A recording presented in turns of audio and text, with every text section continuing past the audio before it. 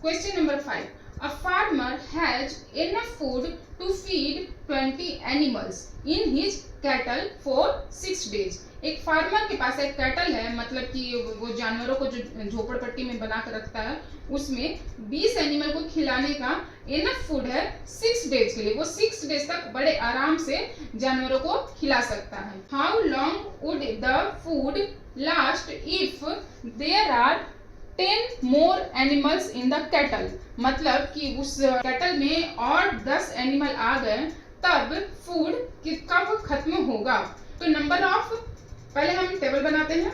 क्या हमको निकालना है? नंबर ऑफ डेज और नंबर ऑफ एनिमल है, तो हम ऊपर में लिखेंगे नंबर ऑफ एनिमल्स और नीचे लिखेंगे नंबर ऑफ डेज, क्योंकि हमको नंबर ऑफ डेज निकालना है, इसलिए इसको हमने नीचे रखा है। क्योंकि नंबर ऑफ डेज हमको निकालना है, इसलिए हमने इसको नीचे रखा है। पहले कितने एनिमल थे? 20। अब कितने हो गए? 20 प्लस 10 दैट इज 30। पहले कितने दिन तक वो खाना खा सकते थे? 6 दिन तक। अब पूछ रहा है कि जब 30 हो गया तो कितने दिन तक खाएंगे, तो हम इसको x सपोज कर लेंगे। ठीक है, अब हमको चेक करना है कि ये इनवर्स प्रोपोर्शन है या डायरेक्ट प्रोपोर्शन है। तो जब 20 एनिमल्स थे तो 6 दिन में खाना खत्म हो जा रहा था। अब नंबर ऑफ एनिमल्स बढ़ गए तो ऑफ कोर्स खाना जो है वो जल्दी खत्म हो जाएगा। तो ये क्या हो गया? एक जो एनिमल्स जो है वो बढ़ रहा है तो डेज जो है वो घट रहा है, तो ये हो गया इनवर्स प्रोपोर्शन। ठीक है, हमारे पास इनवर्स का क्या फॉर्मूला है? इनवर्स का फॉर्मूला है x1 into y1 is equal to x2 into y2। x1 क्या है? 20, y1 क्या है? 6, x2 क्या है? 30 और y2 हमको निकालना है। y2 इक्वल टू हो गया 20 इंटू 6 30।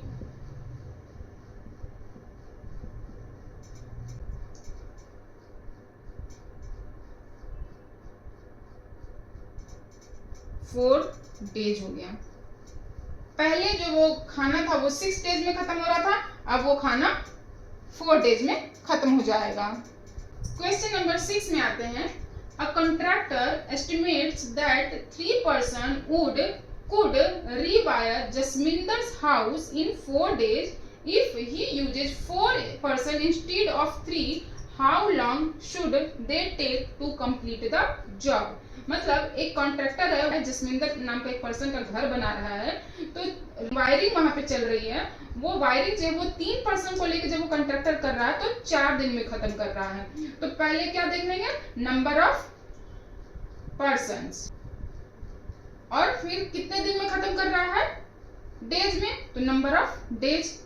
सबसे पहले हम टेबल बनाने की कोशिश करेंगे। तो नंबर ऑफ पर्सन हो गया, नंबर ऑफ डेज हो गया। हमने इसको नंबर ऑफ डेज को नीचे रखा है, क्यों? क्योंकि हमको ये फाइंड आउट करना है। बोल रहा है जब 3 पर्सन था तब 4 दिन में काम खत्म हो रहा था। अब जो कॉन्ट्रैक्टर वो 3 की जगह 4 लोगों से काम ले रहा है, तो पूछ रहा है कि फिर काम जो है वो कितने दिन में खत्म होगा। What is this? हम अगेन इसको सपोज कर लेते हैं x। हमारे पास अब हमको ये देखना है कि ये इनवर्स है या डायरेक्ट है। नंबर ऑफ पर्सन बढ़ रहा है तो काम जल्दी खत्म होगा या देर से खत्म होगा? काम जल्दी खत्म होगा।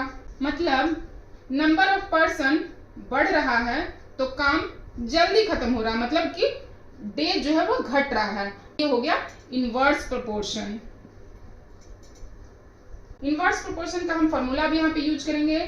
x1 into y1 is equal to x2 into y2। x1 क्या है? 3, y1 क्या है? 4, x2 क्या है? 4, y2 हमने माना हुआ है x। तो x is equal to 3 into 4/4। तो ये 4 कट गया तो हो गया 3, मतलब आंसर हो गया 3 डेज। मतलब कि जब 3 लोग थे तो 4 दिन में काम खत्म हो रहा था, जब 4 लोग हैं तो 3 दिन में काम खत्म हो जा रहा है, जल्दी खत्म हो जा रहा है। Question number 7, a batch of bottles were packed in 25 boxes with 12 bottles in each box। एक बैच है बॉटल का, उसमें 25 बॉक्स हैं और एक एक बॉक्स में 12 बॉटल्स हैं। If the same batch is using 20 bottles, अभी एक बॉक्स में 12 बॉटल्स आ रहे थे, अभी दूसरा एक और बॉक्स बनाया गया जिसमें कि 20 बॉटल्स आ रहे हैं। तो पूछ रहा है कि नंबर तो उतना ही है, अब ये बताना है कि how many boxes can be filled. तो दो चीजें यहाँ पे, number of box and number of bottles. पहले टाइम्स में नंबर ऑफ बॉटल्स कितना है 12, तब बॉक्स कितना लग रहा था 25। अब नंबर ऑफ बॉटल जो है वो है 20। तो पूछ रहा है कि नंबर ऑफ बॉक्स कितना होगा। इसको हम x सपोज कर लेते हैं। सबसे पहले फाइंड आउट करेंगे कि ये इनवर्स है या डायरेक्ट है। पहले कम कम बॉटल पैक कर रहे थे तो ज्यादा बॉक्स लग रहा था, अब हम ज्यादा बॉटल पैक्स कर रहे हैं तो नंबर ऑफ बॉक्स जो वो कम हो जाएगा, नंबर ऑफ बॉक्स कम हो जाएगा। तो ये इनवर्स प्रोपोर्शन है। अब हमारे पास इनवर्स प्रोपोर्शन का फॉर्मूला है x1 y1 is equal to x2 y2। x1 कितना है 12, y1 कितना है 25, x2 कितना है 20, y2 कितना है x। x is equal to हम क्या निकालेंगे 12 इंटू 25, 20, 4 से इसको 5 से इसको कट करेंगे 5, 4, 3, 15, मतलब नंबर ऑफ बॉक्स जो यूज होगा वो होगा 15। Question number 8, a factory requires 42 machine to produce a given number of articles in 63 days. How many machine would be required to produce the same number of articles?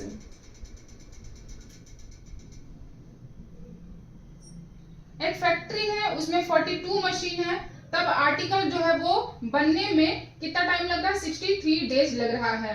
अब बोल रहा है कि कितना मशीन चाहिए जब आर्टिकल जो है वो हम 54 डेज में कंप्लीट कर लें।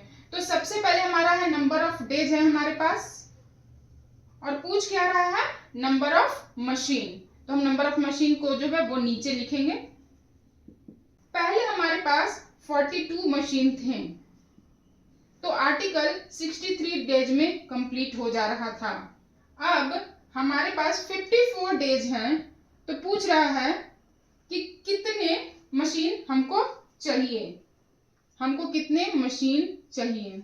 जब हमारे पास 63 डेज में 42 मशीन में हम उस आर्टिकल को कंप्लीट कर रहे थे, अब हमारे पास 54 डेज है, तो हम आर्टिकल जो आर्टिकल है उसको कंप्लीट करने के लिए हमको कितना मशीन चाहिए। फिर फाइंड आउट करेंगे कि ये इनडायरेक्ट प्रोपोर्शन है, इनवर्स प्रोपोर्शन है या फिर डायरेक्टली प्रोपोर्शन है। इनवर्स प्रोपोर्शन है क्योंकि मशीन जो है वो हम अगर कम यूज करेंगे तो दिन तो ज्यादा लगेगा ना, मशीन हम ज्यादा यूज करेंगे तो दिन जो है वो कम लगेगा। तो ये inverse proportion. x1 into y1, x2 into y2। x1 क्या है 63 इंटू 42, ये हम x सपोज कर लेते हैं। x2 क्या है 54 और ये है x जो हमने सपोज किया है। तो x is equal to 63 into 42 into 54। Cut करेंगे 6 से कट करेंगे 9, 7, 49। मशीन अब हमको कितना चाहिए 49। Ninth question, a car takes 2 hours to reach a destination by traveling at a speed of 60 km/h. How long will it take when the car travels at the speed of 80 km? ठीक है, हमारे पास क्या है car का speed है और कितना time लग रहा है उसको डेस्टिनेशन पे पहुंचने का, वो है निकालना क्या है हमको टाइम टाइम निकालना है। स्पीड हम ऊपर लिखेंगे, टाइम टेकन नीचे लिखेंगे।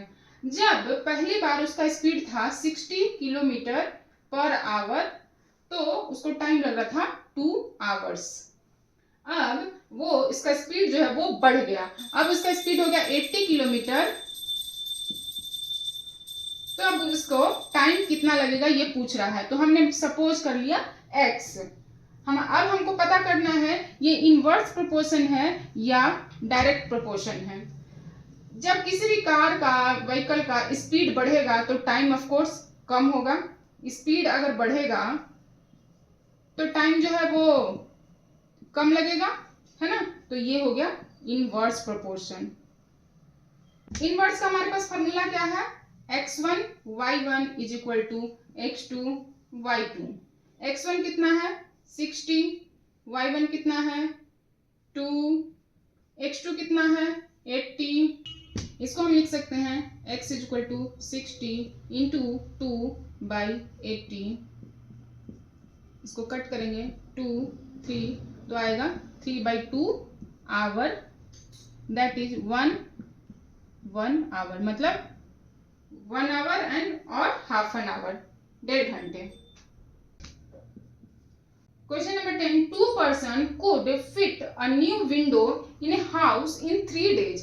तो फर्स्ट क्वेश्चन है, one of the persons fell ill before the work started. How long would the job take now?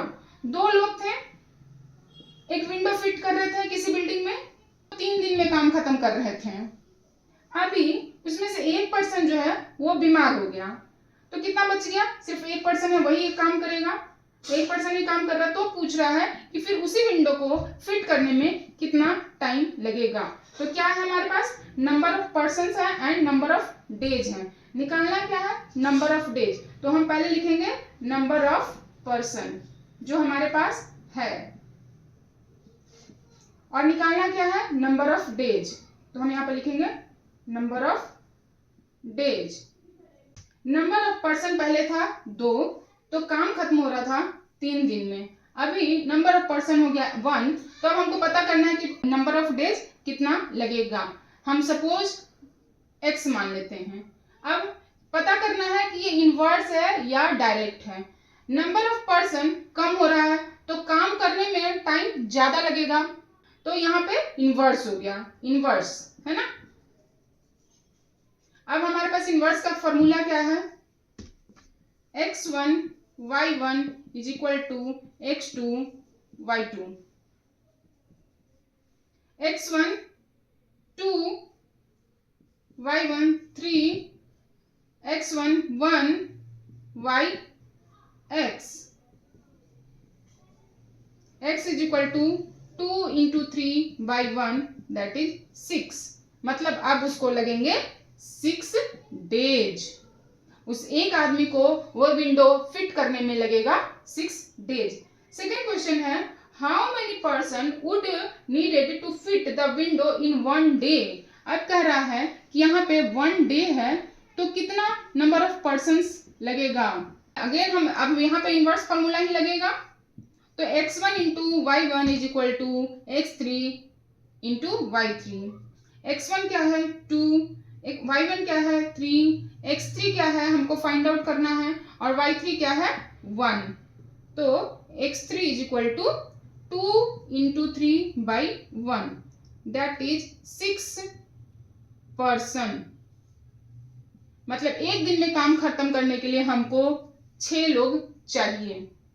Exercise 11.2 का लास्ट क्वेश्चन 11।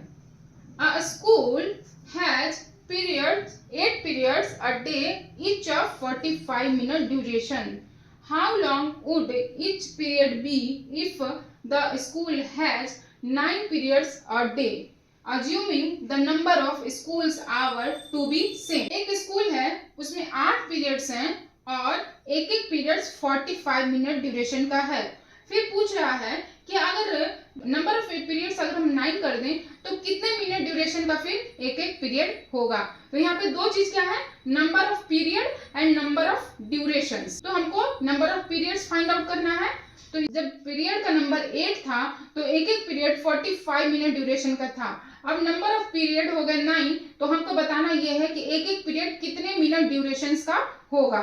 तो हमारे पास क्या क्या है, number of periods, duration find out करना है। तो ड्यूरेशन हम नीचे लिखेंगे और क्या क्या दिया हुआ है, नंबर ऑफ पीरियड।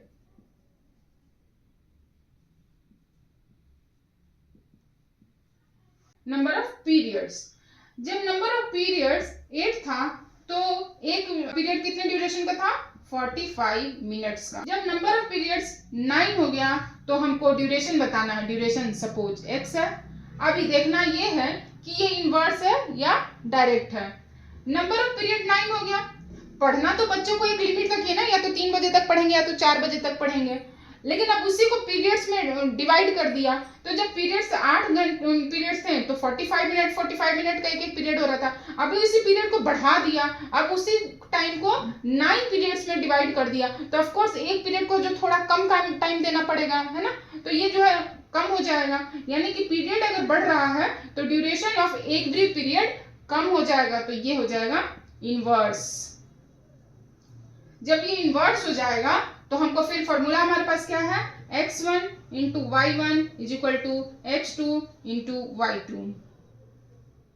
x1 कितना है 8, y1 कितना है 45,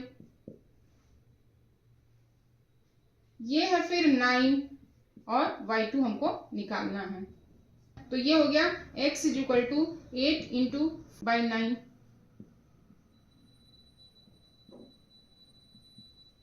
45 मिनट्स। तो जब पीरियड्स 9 हो जाएंगे तो ये हो जाएगा 40 मिनट्स। ओके, तो एक्सरसाइज 11.2 फिनिश्ड।